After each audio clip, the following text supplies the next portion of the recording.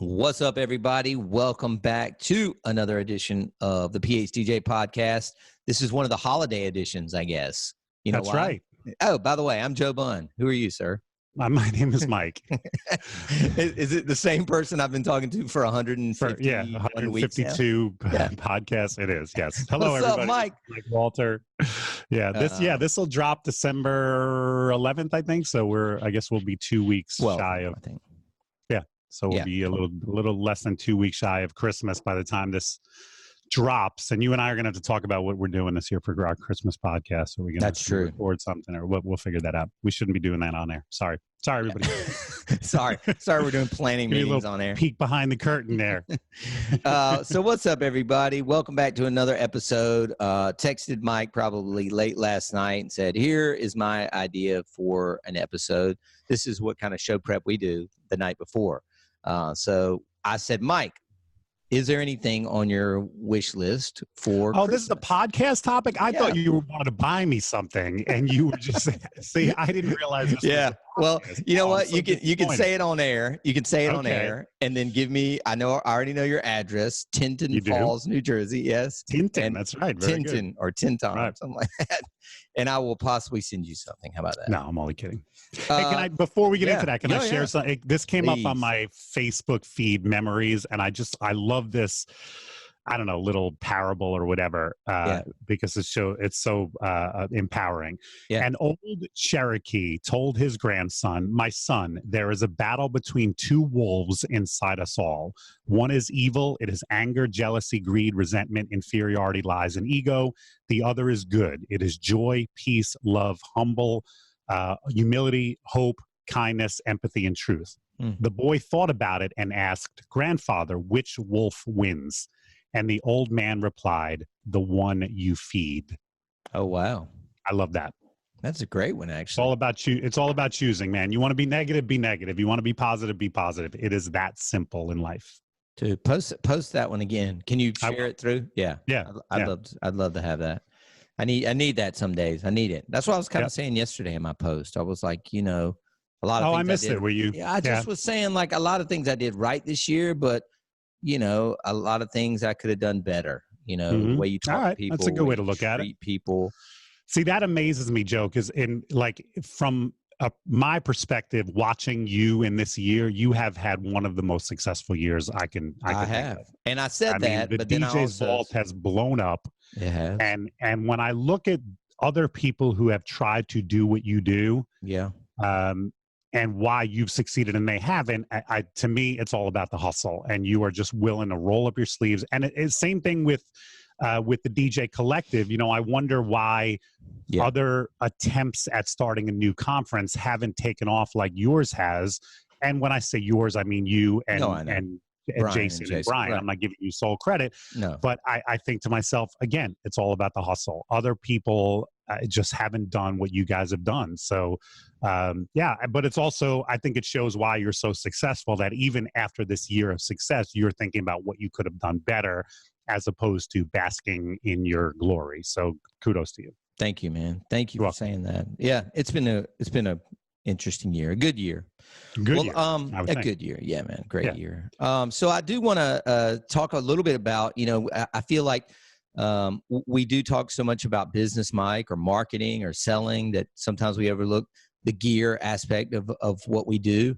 I look like a cocktail. I'm like, damn, Mike, it's 8:30 in the morning. No, a cup of coffee. A cup of coffee with, ironically, this mug, that's my nephew, James, on here. I got this when he was born, and he's the baby. Now. Okay, I'm like, no, that looks like you. Yeah. I see the baby. It's me holding him. I see him. So how old is he now? He's 18 now. Oh my God. And that's me holding him. So that's epic. Yeah, isn't that a great? That's one of those great gifts that you get and you hold on to. Yeah. Wow. It's not even broken. Still not broken. No, 18 I've years held later. on to it all. Yeah, you have. Yeah. So speaking of gifts, we kind of wanted to talk a little bit about. Yeah, that was a good segue. Wasn't it was a good segue. It's almost like about we planned that. some of the things that we want or have been using, and potentially you guys can add to your Christmas list. So I'll start. So let's talk a little bit about it, Mike, because both you and I I don't want to say we were instrumental, but we definitely gave input on the Roland DJ 707. No doubt. Controller. Yeah, Matt was very inquisitive. He asked us a bunch of questions. Didn't 2 years before it came out. Didn't he even fly you to New Jersey to kind of look at some stuff? And and he was willing to do the same for the video. The scheduling just didn't work out. But I went to Atlanta to shoot the video. Oh, that's right. You went to Atlanta. Went to New York. Right. I went into Brooklyn. Yeah. And we were both involved in that demo that they put out for the 707. Yeah. And it was kind of cool. And meanwhile, I have it, and I just have not had. It's been such a busy last quarter. Yeah. I haven't had the chance to really. I played with it a little bit down here in the basement. That sounds a little weird, but I really need to break it open and get used to it so that I can feel comfortable enough to take it out on a gig. I'm the same, Mike. I've set mine up at my house. I've got a little studio there, the original booth I bought from Germany. And I set that up, and same thing. So I've been making mixes and things on it at home. Haven't used it live yet, but it is it's what they promise. That's why the M is on it. It's a mobile controller. I think it's got 3 mic ends.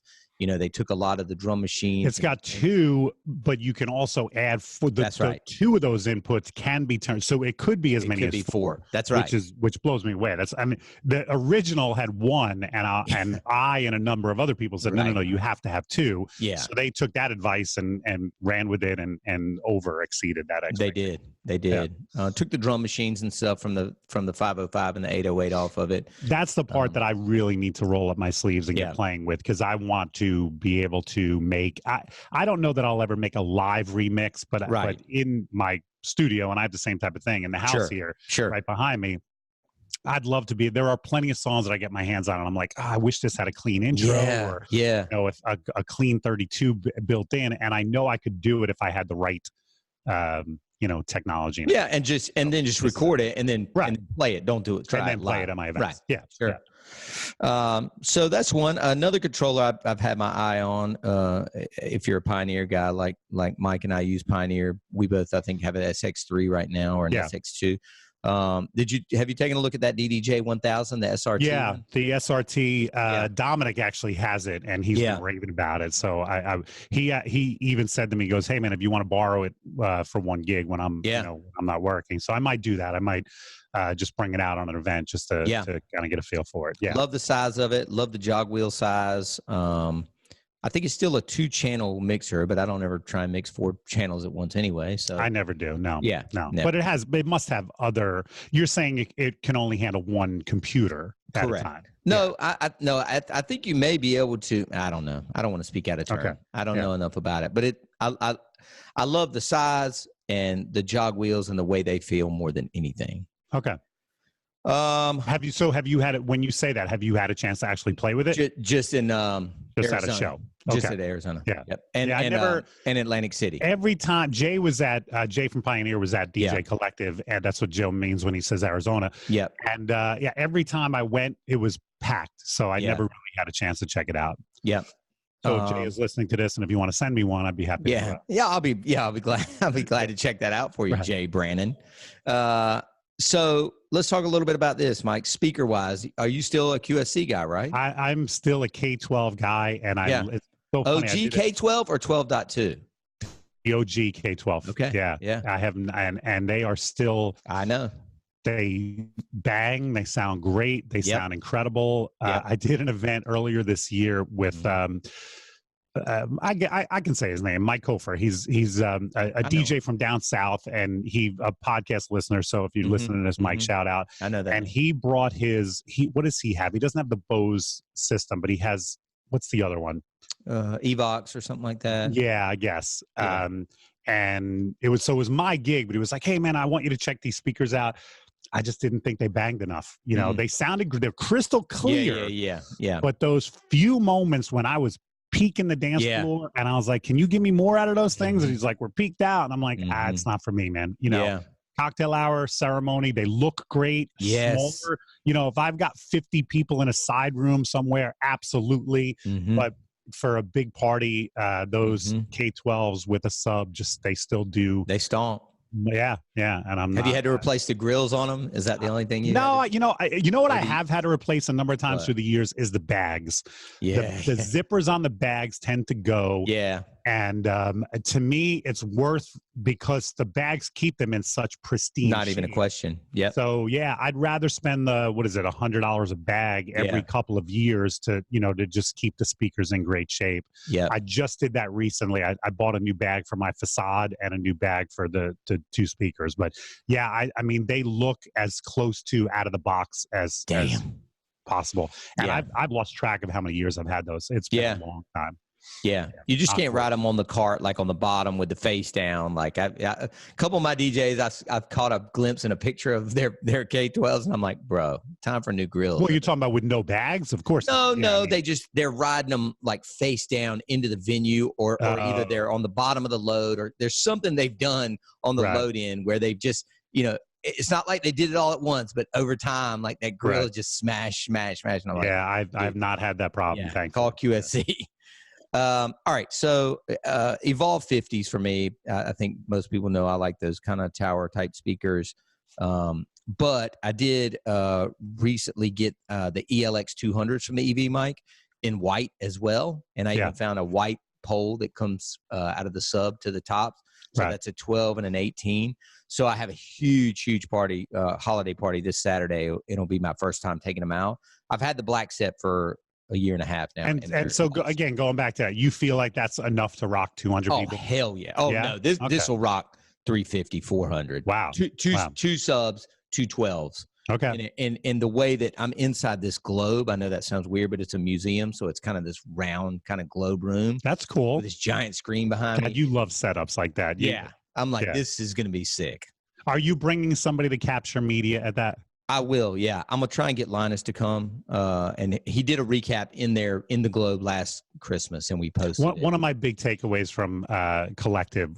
Jason Jan and I did a seminar about capturing media, and he said he brings somebody to capture media at every single event. He does, and I mean that's a big commitment. That's an expense that he doesn't have to, incur every single party. And he's willing to eat into his bottom line because he understands the benefit of it. And if you follow SCE and you see the images that they put up week after week after week, that's the outcome. Yeah. I haven't gotten to that point yet. I think part of it is that I'm so spoiled that I work with my own photographers so often. But yeah, there are I told the story in last week's podcast about a photographer who was generous enough to give me pictures of the snow machine, but that was potluck. The same night. Right. If that photographer didn't share that, then I wouldn't have gotten an image of the snow machine. And that was my own fault because I didn't bring somebody to capture media at that. So, yeah, it's a big commitment. But I asked you because I know you love those setups like that. So it would make sense that you're going to share something like that online. How about mic-wise, Mike? How about mics, Mike? You still a Sennheiser Shure guy? By the way, when I introduce myself to people at events, meet the photographer, I say, my name is Mike. Easy to remember. I hold the mic. And nobody ever forgets my name. I'm a Shure guy, and I've always been a Shure SM58. It's just I'm sure there are better microphones out there, but for the money, I think it's phenomenal. It's great sound quality. The cordless feature, the wireless feature is good. It still drops out from time to time, but I have a Sennheiser that drops out from time to time. So I don't think whenever you're dealing with radio waves, I think you're always going to have an issue or two. But yeah, I mean, for the most part, my Shure is reliable as it can get. That's the key. I'm a Sennheiser guy, the G3s or the G4s. And then I have Mike recently, I think they came out just this year, the RE3s from EV. So they're back in the microphone game now. In fact, they were. And that's a wireless system? Yep, wireless, RE3. They make a lavalier and a handheld. But we should get Mike Dussault on here one time from EV, man. The history of EV, and like I think they were like the microphone that they used on the moon. They literally made that. Oh, really? Like, one small. I'm surprised they don't mention that in their marketing. Right? That's why. When he did that little seminar at the DJ Collective, he went through these slides and he said that. I was like, holy smokes, man. Like, talk about history. Cool. Yeah, right. Well, and talk about reliability, because if you're NASA Right. and you know how important that communication mic is, right. the fact that you chose an EV, it shows that somebody has immense trust. It's not a wedding, it's life or death. Right, literally. exactly. Like, Right. Are we going to lose astronauts over this microphone? Right.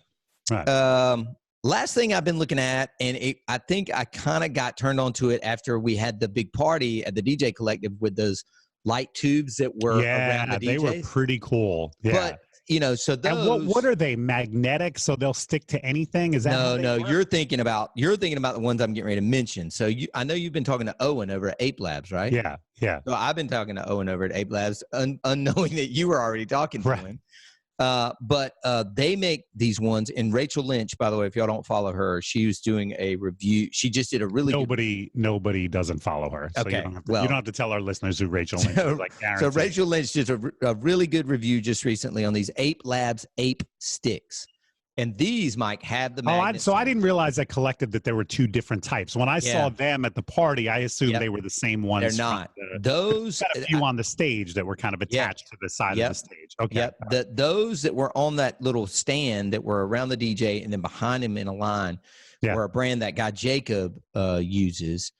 I know they were super expensive, like $450 a piece, but he was controlling them off his phone. And I mean, if you remember, that was a sick little show. That was pretty cool. Was running. Yeah. These Ape Lab ones, I can't remember exactly the price, but check them out. Find Rachel's review or just go on their website. Anything else, Mike, you wanted to add, like a peripheral, lighting, or, I'm assuming y'all are already doing sparkulars just because that's. Yeah. I mean, listen, if I had a Christmas wish, my only wish would be that those things get booked more often, because I love. I told the story last week. I did a wedding this past weekend. It had lighting, it had a gobo, it had the snow machines. And I just think that adds so much to my show and the overall impression of everything. So, yeah, I mean, I've done sparklers at a number of weddings now, and just the wow factor of that is amazing. But, there's real cost involved, and you can't give that stuff away. Nope. So it's just a matter of your clients having the dream that includes, and also having the budget to include it.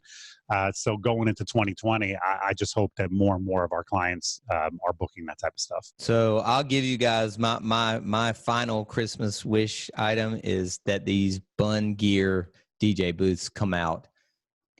So what is the timeline on that? Will they be out? Here's what's going to happen. I need you to be one of about 4 people I've sent this to. When we get off this call, I'm going to send you the video that I made about the booth.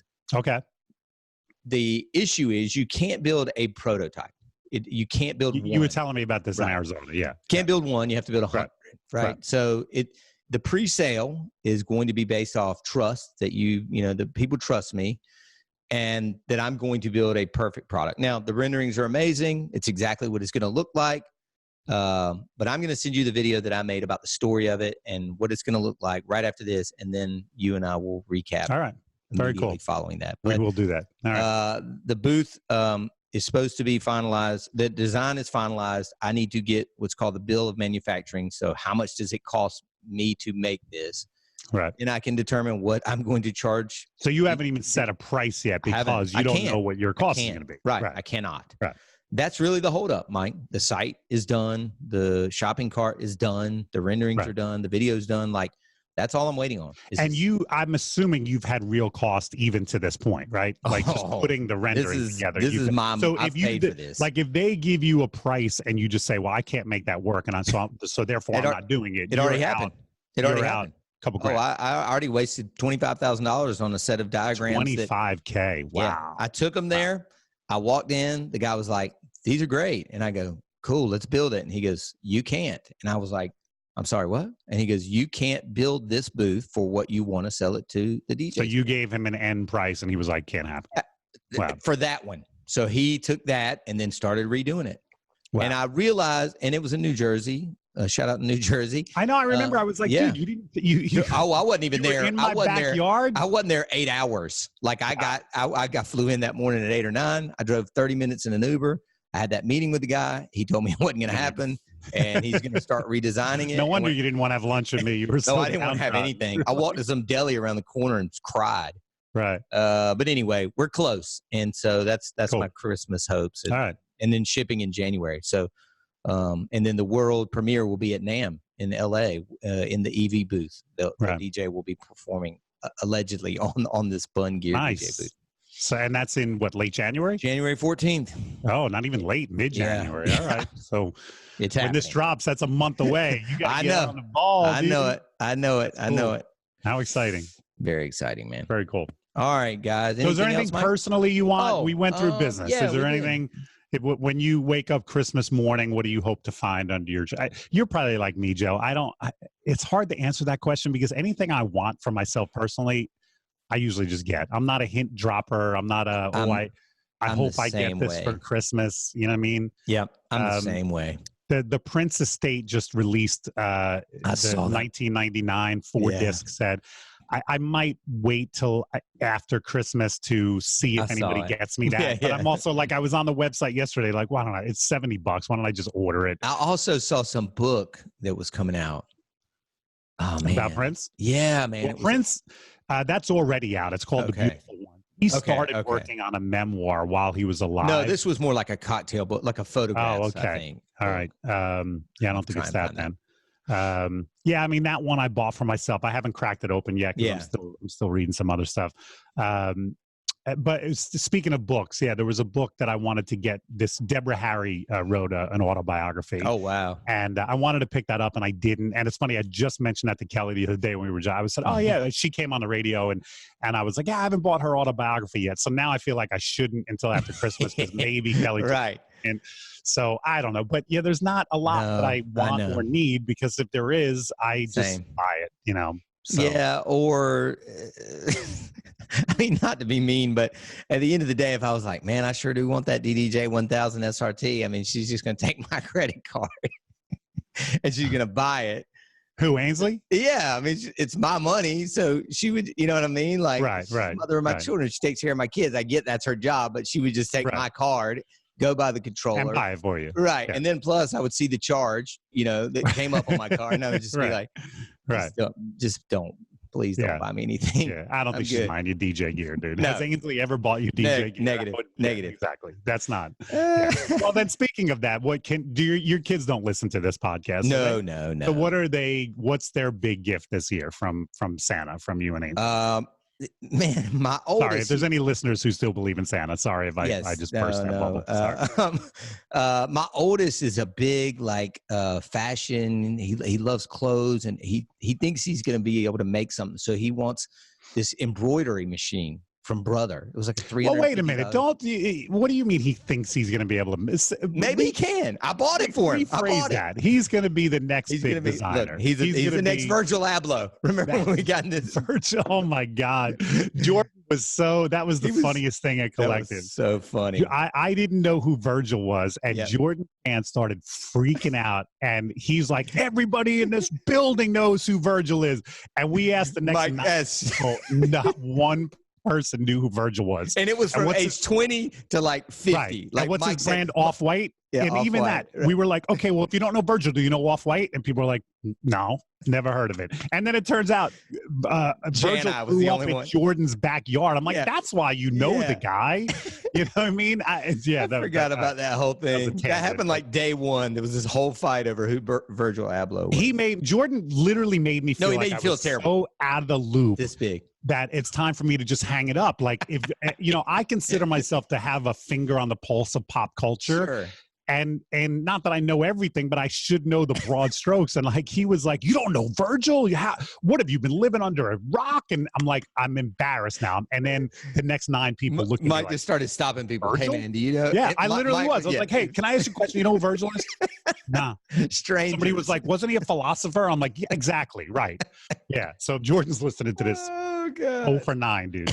Yeah, I think Janai was the only one. Janai was the only one. Of course. Yeah. Yeah. Maybe he'll be the next Virgil, but a Virgil I've heard of. Right. And then Davis is just a sports guy. It doesn't matter what the sport is. And he has no allegiance to any team. So he just wants jerseys. And how great is that? So he's a big players who's your favorite? So he'll be like, right. I want Saquon Barkley jersey. And I'm like, okay. I want a Mahomes jersey. Okay. I want a Lamar Jackson jersey. Right. So he doesn't root for the Giants or the Chiefs. He just loves these players. Odell. Like, he just likes player, especially if they have any kind of swag. Is he in fantasy leagues? No, but he would be. Okay. He would love that. Because I was going to say, I was wondering is that the result of being in a fantasy league that you root for individual players, but he's not even there yet. He's just he's living in a highlight age. You know what I mean? So he watches the highlights and he sees Barkley going for 25-yard run. Or somebody doing some crazy, throwing bombs or doing these crazy touchdown dances. It's always some player that has like immense amounts of swag. He loves McCaffrey. Like, I don't know. He just likes players. So that's speaking of players. We were talking about this before we went on. Cam, you think Cam's career is done in Carolina? Now that Rivera got fired, they're a package deal. Rivera's who was his stand-up guy, and vice versa, and that's got to be a package deal. I don't know who we're going to get, but it's not going to be pretty. It's going to be a rebuild. We're down the road. Yeah, rebuild year for the Panthers. All right. Let's put a bow. Let's do it. On the Christmas present episode. Merry Christmas, How good is everybody. That? Yeah. All right. Well, thank you guys so much for listening. So Mike, we'll be dropping episodes through the whole. So it'll go the. I think so. Yeah. 5th, 12th, 19th, 26th. Yeah. We'll figure it out. Yeah. Anyway, happy holidays, everybody. This will not be the last time you hear from us before Christmas. So we're saying a little early Christmas wishes, happy holidays, season's greetings, whatever you want to, however you want to say it. But yes, we will be back next week. Promise. Awesome, guys. Thank y'all.